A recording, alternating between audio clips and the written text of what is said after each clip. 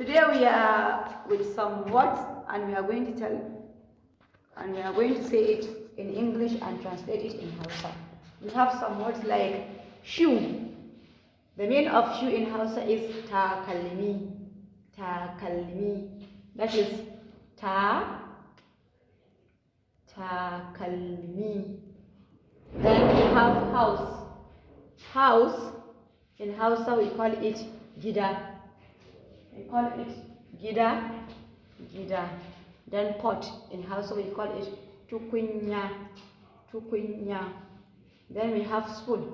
We call it in Hausa chokali. Then fan in Hausa we call it panka. Soup we call it in Hausa miya. Rice we call it shinkafa. It's not chinkafa, it's shinkafa.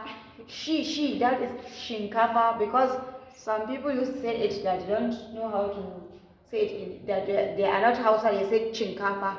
It's wrong. We said shinkafa. It's she. Like you want to say she is the one. Then we say shinkafa. Beans we call it wake. Maize we call it masara. That's it. That is maize in Hausa. Masara. Cassava we call it rogo. Then corn we call it dawa.